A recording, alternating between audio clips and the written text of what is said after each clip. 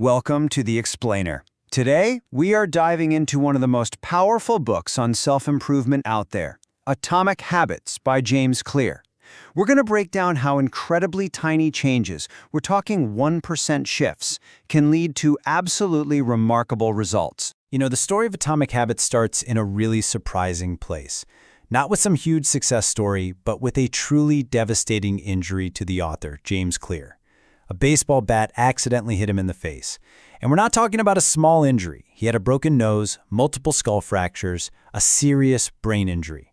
This one moment completely changed his life and forced him to learn how to start small, how to rebuild everything one tiny single habit at a time. Okay, so why is making a change so incredibly hard? We've all been there, right? You start a new habit, you're excited, you work at it for weeks, and you see nothing, no results. This is what James Clear calls the plateau of latent potential. Or maybe a better name for it is the valley of disappointment. It's that frustrating gap between effort and results, and it's the number one reason most of us just give up. To really get this, let's use the book's ice cube analogy. Picture an ice cube in a really cold room, say 28 degrees. You start to warm the room up, but at 28 degrees, what's happening to the ice cube? Nothing. It's just sitting there. And it's so easy to feel like your effort is being wasted. But here's the key. Your work isn't wasted, it's being stored. We always expect progress to be this nice, straight line, but the most powerful outcomes, they're almost always delayed. So the temperature keeps rising, 29 degrees, 30, 31, and still, you're just looking at a block of ice. This right here is that valley of disappointment. You've put in all this energy, all this work, and you've got nothing to show for it.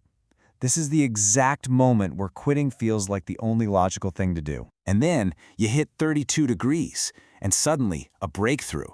The ice starts to melt. But was it that one final degree that did all the work? Of course not. It was the total cumulative effect of all the warming that came before it. That breakthrough just finally revealed the value of all the work you'd been putting in the entire time. So if these big breakthroughs take so long to show up, what's the secret to sticking with it long enough to actually see them? Well, it all comes down to the absolutely wild math behind tiny 1% improvements. This idea was famously put to the test by Dave Brailsford with the British cycling team. He called it the aggregation of marginal gains. The whole philosophy was super simple. Just find a tiny 1% margin of improvement in literally everything you do. And I mean everything. They improved the ergonomics of the bike seat, sure, but they also figured out which massage gel worked faster and even what kind of pillow each athlete should sleep on for the best rest. Now, a 1% improvement, it sounds like nothing, right? It's so small you probably wouldn't even notice it day to day. But the math of compounding here is just astounding. If you get just 1% better each day for 1 year, you won't be 365% better, you'll be nearly 37 times better. That's the power of tiny gains. But here's the crucial warning. This whole principle is a double-edged sword. It cuts both ways. Those small, seemingly harmless bad choices and minor slip-ups, they accumulate too, and often with consequences that are just as dramatic. Think about it. If you get just 1% worse each day for a year, your skills and habits will decline nearly all the way down to zero. It's a really powerful reminder that your daily choices, no matter how small they seem, are literally compounding into the person you will become. Okay, this next part is a really foundational shift in thinking. We are all taught to focus on goals, right? But the book argues that this is actually a mistake. Why? Well, think about it. Winners and losers often have the exact same goals. Every single athlete at the Olympics wants to win a gold medal. So the goal itself clearly isn't what separates them. And focusing only on the goal is what makes that valley of disappointment feel so awful. You basically feel like a failure right up until the moment you cross the finish line. This is where we see the big difference. Goals are about the result you want to achieve. Systems are about the processes that actually lead to those results. A goal is like cleaning your messy room. The result? A clean room. For a little while. But if you don't fix the system, the sloppy habits that created the mess in the first place, it's just going to be messy again next week. Real, lasting change happens at the systems level. So if systems are the real answer, how in the world do you build them? Well, the book gives us this incredibly simple and easy-to-remember toolkit for doing just that. It all boils down to 4 laws. This 4-step pattern, cue, craving, response, reward, it's the backbone of every single habit you have, good or bad.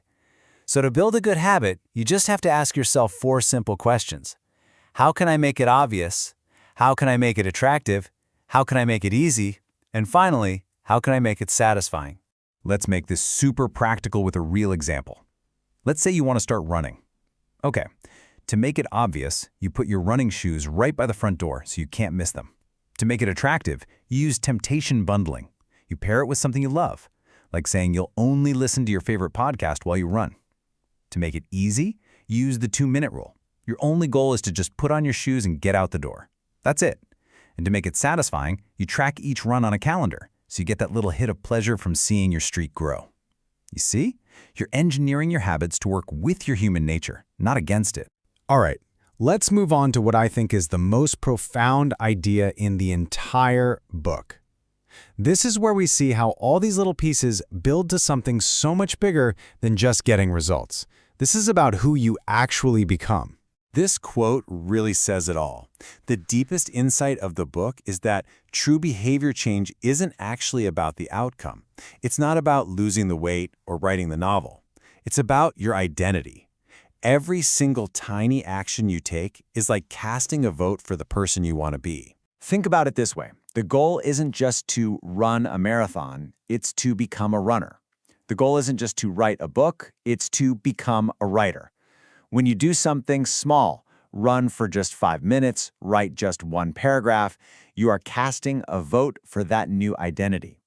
The real reason habits matter so much is that they have the power to change your beliefs about yourself. And really, that's the ultimate question this whole book leaves us with. Every small choice you make, every tiny habit you perform, is casting a ballot for your future self.